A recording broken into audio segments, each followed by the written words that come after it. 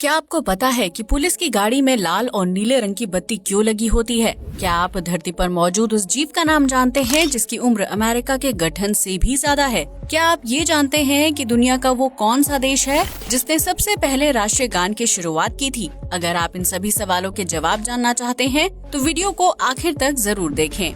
Fact number 1, अगर आपको लगता है कि महंगे स्कूल, कॉलेज या इंस्टीट्यूट सिर्फ भारत या फिर लंदन जैसे विदेशों में ही मौजूद हैं, तो आप बिल्कुल गलत हैं, क्योंकि दुनिया का सबसे महंगा और हाई क्लास इंस्टीट्यूट स्विट्जरलैंड में मौजूद है, जिसका नाम ली रोजी है।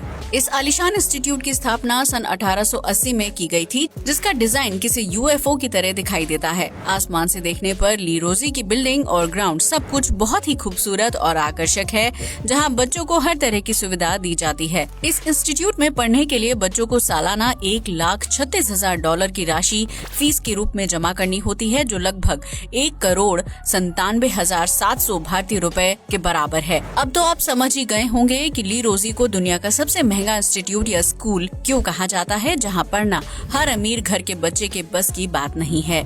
फैक्ट नंबर 2, यूँ तो माता पिता की संपत्ति पर उनके बच्चों का अधिकार समझा जाता है, जिसके चलते ज्यादातर माता पिता अपने जीवन की जमा पूंजी अपने बच्चों के नाम कर देते हैं। लेकिन इस दुनिया में ऐसे भी बच्चे मौजूद हैं जो प्रॉपर्टी मिलने के बाद अपने माता पिता के साथ दुर्व्यवहार करते हैं और उन्हें बोझ समझकर उनके ही घर से बाहर निकाल देते हैं। इन मामलों को ध्यान में रखते हुए भारत के सर्वोच्च न्यायालय ने एक खास तरह का कानून बनाया है, जिसके तहत माता पिता को अपनी प्रॉपर्टी वापस लेने का अधिकार होगा। इस नियम के तहत अगर कोई बच्चा प्रॉपर्टी मिलने के बाद अपने माता पिता के साथ दुर्व्यवहार करता है या उन्हें घर से बाहर निकालने की कोशिश करता है, तो माता पिता के पास ये अधिकार होगा कि वो बच्चे के नाम की गई प्रॉपर्टी को वापस ले लें। ऐसा करने से बुजुर्ग परिजनों को अपने बच्चों की मारपीट और बदतमीजी का सामना नहीं करना पड़ेगा और प्रॉपर्टी मिलने के बाद वो अपना जीवन अपने हिसाब से जी पाएंगे। ये कानून प्रॉपर्टी और पैसों के लालची बच्चों के मुंह पर जोरदार तमाचा है, जो अपने माता पिता को बुढ़ापे में मान सम्मान और प्यार भरी जिंदगी नहीं देते हैं।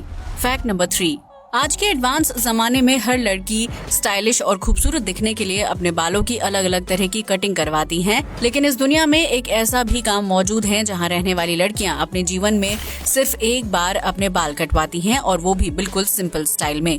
इस गांव का नाम है हंगलो, जो चीन में मौजूद है। यहाँ रहने वाली लड़कियों को रियल लाइफ रेपोंजल कहा जाता है, क्योंकि उनके बाल बहुत ही लंबे और घने होते हैं। हंगलो गांव में बच्ची से लेकर बूढ़ी महिला तक हर किसी के बाल बहुत ही लंबे और खूबसूरत होते हैं। लंबे बालों को यहाँ एक प्रथा के रूप में फॉलो किया जाता है, जो एक पीढ़ी से दूसरी पीढ़ी को निभाने की सीख दी जाती है।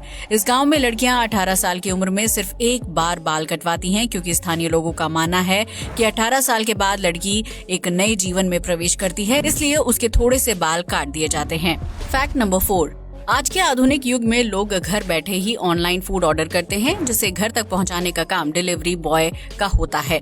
लेकिन क्या आपको दुनिया के सबसे बेहतरीन और मेहनती डिलीवरी बॉय के बारे में पता है, जो ड्राइव करने के साथ सैकड़ों की संख्या में फूड डिलीवर करते हैं? अगर नहीं तो हम आपको बता दें कि इस तरह के डिलीवरी बॉय आपको सिर्फ और सिर्फ जापान में देखने को मिलेंगे, जहाँ वो एक हाथ से साइकिल चलाते हुए दूसरे हाथ में ढेर सारे फूड आइटम्स को पकड़ कर चलते हैं।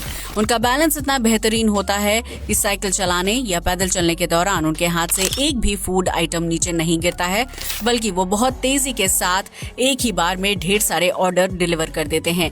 ठीक इसी प्रकार बैलेंस की तकनीक को अपनाते हुए जापान के रेस्टोरेंट्स में वेटर एक साथ कई ग्राहकों को फूड सर्व करते हैं, जिसका कोई जवाब नहीं है। अब तो आप समझ गए होंगे कि जापानी कार्टून्स में डिलीवरी बॉय या रेस्टोरेंट के वेटर को एक साथ ढेर सारे आइटम्स को सर्व करते हुए क्यों दिखाया जाता है। फैक्ट नंबर 5, आज तक लंबी या छोटी हाइट को लेकर कई इंसानों और जीवों ने रिकॉर्ड दर्ज किया है। इसी सूची में अब गाय का नाम भी शामिल हो गया है।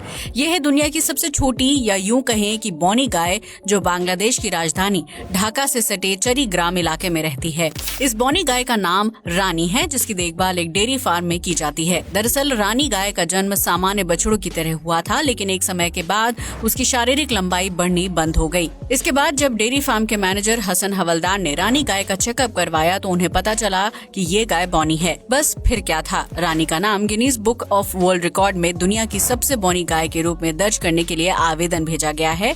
रानी गाय की लंबाई सिर्फ 20 इंच है और उसका वजन 23 किलोग्राम के आसपास है, जिसकी वजह से वो बहुत ही अलग और क्यूट दिखाई देती है। इतना ही नहीं, इस छोटी सी गाय को देखने के लिए डेयरी फार्म में रोजाना लोगों की भीड़ इकट्ठा होती है, जिसकी वजह से रानी रातों रात स्टार बन गई है। फैक्ट नंबर 6, अगर आप खगोलीय और भविष्यवाणी से संबंधित चीजों पर यकीन करते हैं तो एस्ट्रोनॉमिकल क्लॉक के बारे में जानकारी जरूर होनी चाहिए। ये एक खास तरह की घड़ी है जो चेक रिपब्लिक की राजधानी पैराग्वे में बनाई गई है। इस एस्ट्रोनॉमिकल क्लॉक को होरोलोजियम और ओरलॉज के नाम से भी जाना जाता है, जो शहर के मुख्य आकर्षणों में से एक है। एक समय था जब इस घड़ी में दिखाई देने वाला टाइम सूर्य, चंद्रमा, नक्षत्रों और ग्रहों की स्थिति को ध्यान में रखकर चलता था, जो चर्च की मुख्य दीवार पर लटकाई गई है। हालांकि अब ये घड़ी सालों से बंद है और इसे चलाने का तरीका किसी खगोल शास्त्री या वैज्ञानिक के पास नहीं है। पैराग्वे के स्थानीय लोगों का मानना है कि एस्ट्रोनॉमिकल क्लॉक दुनिया का अंत कब होगा इस बारे में भी जानकारी दे सकती है, लेकिन दुनिया भर के वैज्ञानिक आज तक ये पता नहीं लगा पाए हैं कि एस्ट्रोनॉमिकल क्लॉक को दुनिया का अंत देखने के लिए कैसे इस्तेमाल किया जा सकता है। इसलिए इस घड़ी को चलाने में अभी तक सफलता नहीं मिल पाई है। फैक्ट नंबर 7, भारत में क्रिसमस के मौके पर लोग घूमने फिरने जाते हैं और बाहर डिनर करके इस त्योहार को सेलिब्रेट करते हैं, लेकिन जापान में इस त्योहार को बहुत ही अनोखे तरीके से मनाया जाता है, जहां सभी नागरिक KFC से फूड ऑर्डर करने के प्रचलन को फॉलो करते हैं। क्रिसमस के मौके पर KFC से इतने ज्यादा फूड आइटम्स ऑर्डर किए जाते हैं कि लोगों को 1 महीने पहले ही अपना ऑर्डर देना पड़ता है, जिसके बाद क्रिसमस के दिन उन्हें फूड डिलीवर किया जाता है। इतना ही नहीं, अगर कोई व्यक्ति क्रिसमस के दिन KFC आउटलेट पर जाकर खाने का प्लान बनाता है तो उसे कम से कम 2 घंटे तक लंबी लाइन में खड़े होकर अपनी बारी आने का इंतजार करना पड़ता है।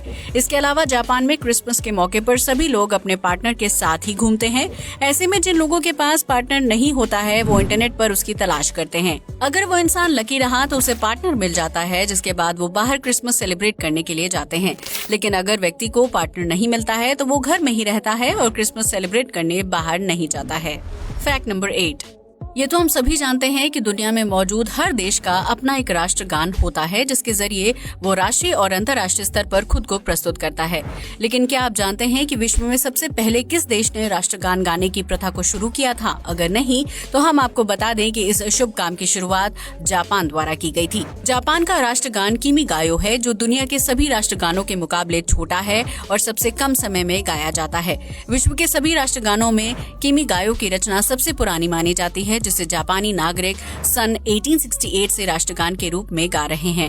हालांकि साल 1999 में किमी गायो को आधिकारिक रूप से जापान का राष्ट्रगान घोषित किया गया था। इसके बाद से ही दूसरे देशों ने भी राष्ट्रगान के प्रति अपनी दिलचस्पी दिखाई और उसकी रचना की।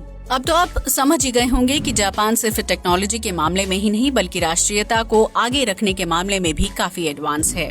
फैक्ट नंबर 9, क्या कोई जीव किसी देश की स्थापना से भी पुराना हो सकता है जो वर्तमान में भी जीवित हो? इस तरह की बात पर यकीन करना थोड़ा सा मुश्किल है, लेकिन साल 2017 में वैज्ञानिकों को ऐसा ही एक जीव मिला था। दरअसल एक रिसर्च के दौरान वैज्ञानिकों को आर्कटिक ओशन के पानी में ग्रीनलैंड शार्क मिली, जिसे आमतौर पर ग्रे शार्क के नाम से भी जाना जाता है। लेकिन क्या आप जानते हैं कि उस शार्क की उम्र अमेरिका से भी ज्यादा पुरानी थी, जो धरती पर पिछले 392 साल से जिंदा है। वैज्ञानिकों की माने तो इस फीमेल शार्क का जन्म सन 1505 के आसपास हुआ था, जो -1 डिग्री सेल्सियस से 10 डिग्री सेल्सियस के पानी में जीवित रह सकती है। 18 फीट लंबी ये शार्क 7200 फीट की गहराई में तैराकी करने में सक्षम है, जिसका वजन कई टन है और ये 400 साल तक जीवित रह सकती है। आपको बता दें कि अमेरिका की स्थापना 4 जुलाई 1776 में हुई थी, जबकि इस ग्रीनलैंड शार्क का जन्म सन 1505 में हो गया था। इस हिसाब से देखा जाए तो उस शार्क की उम्र अमेरिका से भी ज्यादा पुरानी है, जो अब तक धरती पर सबसे ज्यादा जीवित रहने वाले जीवों में से एक मानी जाती है। फैक्ट नंबर 10, यूँ तो हर व्यक्ति पुलिस और उसकी गाड़ी से दूरी बनाकर रहना पसंद करता है, क्योंकि कोई नहीं चाहता है कि उसे जेल की हवा खानी पड़े। लेकिन सड़क पर दौड़ती पुलिस की गाड़ी पर लाल और नीले रंग की बत्ती तो आपने भी देखी होगी, जो आमतौर पर रात के समय पेट्रोलिंग के दौरान दिखाई देती है। पर क्या आपने कभी सोचा है कि पुलिस की गाड़ी में लाल और नीली बत्ती क्यों होती है और उसके पीछे क्या वजह है? अगर नहीं तो हम आपको बता दें कि लाल रंग की बत्ती लोगों को अलर्ट करने के लिए मौजूद होती है, जबकि नीली बत्ती पुलिस की गाड़ी को सभी गाड़ियों से अलग दिखाने का काम करती है, क्योंकि रात के समय सड़कों पर दौड़ने वाली हर कार में लाल रंग की बत्ती जलती है। ऐसे में पुलिस की गाड़ी को अलग से दिखाने के लिए उसमें लाल के साथ नीली बत्ती लगाई जाती है। अब तो आप समझ ही गए होंगे कि पुलिस की गाड़ी में लाल और नीली बत्ती का कॉन्सेप्ट क्या है और ये क्यों लगाई जाती है। आज के लिए बस इतना ही। वीडियो अच्छा लगा हो तो इसे लाइक और शेयर करें, साथ ही हमारे चैनल को भी सब्सक्राइब करें। जय हिंद दोस्तों।